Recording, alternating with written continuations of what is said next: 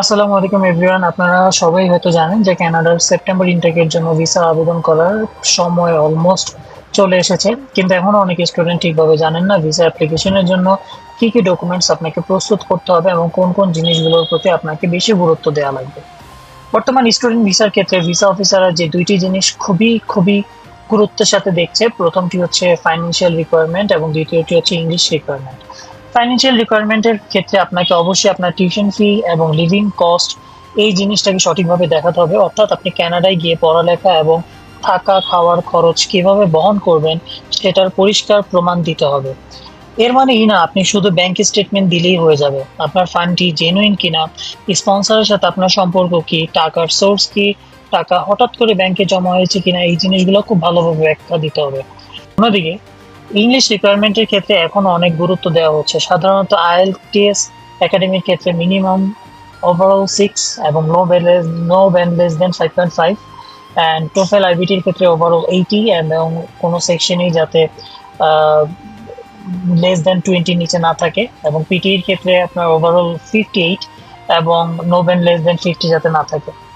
আরেকটা জিনিস আপনাকে অবশ্যই মনে রাখতে হবে, কানাডা স্টুডেন্ট ভিসা অ্যাপ্লিকেশনে ফাইন্যান্সিয়াল ডকুমেন্টস এবং ইংলিশ প্রফিসিয়েন্সি ডকুমেন্টস গুলো খুবই ইম্পর্টেন্ট।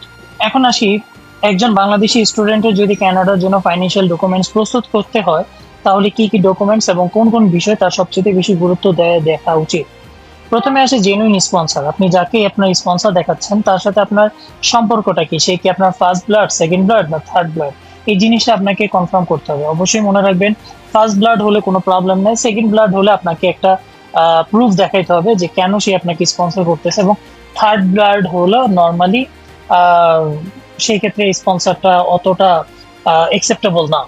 দ্বিতীয়ত আসে হচ্ছে আপনার সোর্স অফ ফান্ড। আপনি যা আপনার স্পন্সর যে টাকাটা দেখাচ্ছে সেই টাকাটার উৎস কি, এটা হচ্ছে অনেক বেশি বড় একটা ফ্যাক্ট। টাকাটা কি কোথা থেকে এসেছে, টাকাটা কি ব্যবসা থেকে এসেছে নাকি চাকরি থেকে এসেছে, না জমি বিক্রি করছে এসেছে, অথবা অন্য কোনো বৈধ উৎস থেকে এসেছে, এটার একটা প্রপার সাপোর্টিং ডকুমেন্টস আপনাকে দেখাতে হবে। যদি আপনি যদি আপনি ফান্ডের সোর্সের পরিষ্কারভাবে এক্সপ্লেন করতে না পারেন তাহলে আসলে আপনার ফাইলটা উইক হয়ে যাবে। তৃতীয়ত হচ্ছে নো সাডেন লার্জ ডিপোজিট। অনেক সময় দেখা যায়, ম্যাক্সিমাম ক্ষেত্রে আসলে বাংলাদেশি স্টুডেন্টরা ব্যাংক থেকে একটা লার্জ অ্যামাউন্ট লোন নিয়ে তারা ওইটার এগেন্সে আসলে স্টুডেন্ট ফাইলে দাঁড়ায়। কিন্তু সমস্যা হচ্ছে ভিসা অফিসার তখন প্রশ্ন করে, আপনি এতদিন ধরে আপনার কোনো টাকা নেই, হঠাৎ করে আপনি এত বড় অঙ্কের একটা টাকা কোথা থেকে পেলেন, এবং এটা আসলে একটা কোয়েশ্চেন রেজ করে যে এটা হয়তো আপনি কোনো একটা আত্মীয় স্বজনের থেকে আপনি একটা নির্দিষ্ট সার্টেন টাইমের জন্য লোন নিয়ে দেন আপনার কাছে এসে বলে হয়তো আপনি তাকে ফেরত দিবেন। এতে যেটা মেইনলি বোঝা যায় যে আসলে আপনার ক্ষেত্রে তার কাছে এই টাকা নাই এবং আপনি আপনার স্টুডেন্টকে আসলে প্রপারলি ফাইন্যান্সিয়াল ব্যাকআপ আপনি দিতে পারবেন না। সো এই জিনিসটা আপনাকে প্রপারলি এক্সপ্লেনেশন আর সাপোর্টিং ডকুমেন্টস এর মাধ্যমে আপনাকে কিন্তু ব্যাকআপ দেওয়া লাগবে। চতুর্থ বিষয় হচ্ছে সাপোর্টিং ডকুমেন্টস এন্ড ডিড। আপনি যেই যত প্রকার ডকুমেন্টস আপনি এখানে সাবমিট করবেন প্রত্যেকটা ডকুমেন্টসের যাতে একটা ব্যাকআপ সাপোর্টিং ডকুমেন্টস থাকে, এবং অবশ্যই আপনার বাড়ি গাড়ির ক্ষেত্রে আপনার জমির দলিলগুলো যাতে হচ্ছে আপনি যতটা সম্ভব অ্যাটাচ করার ট্রাই করবেন। আপনার যদি বিজনেস থাকে, প্রপার্টি থাকে, ল্যান্ড থাকে, এই জিনিসগুলো হচ্ছে আপনি একটা রিঅর্গানাইজ করে আপনি একটা সুন্দরভাবে অ্যাটাচ করার ট্রাই করবেন। পঞ্চম বিষয় হচ্ছে ইংলিশ ট্রান্সলেশন। কোনো ডকুমেন্টসই আপনি ইংলিশ ট্রান্সলেশন ছাড়া, যেগুলো বাংলা, যেমন আমাদের দেশের ম্যাক্সিমাম দলিলই হচ্ছে বাংলা, সো ওই দলিলগুলো কিন্তু অবশ্যই আপনি হচ্ছে বাংলাটাই সাবমিট করবেন না, ইংলিশ ট্রান্সলেশন করে সাবমিট করবেন।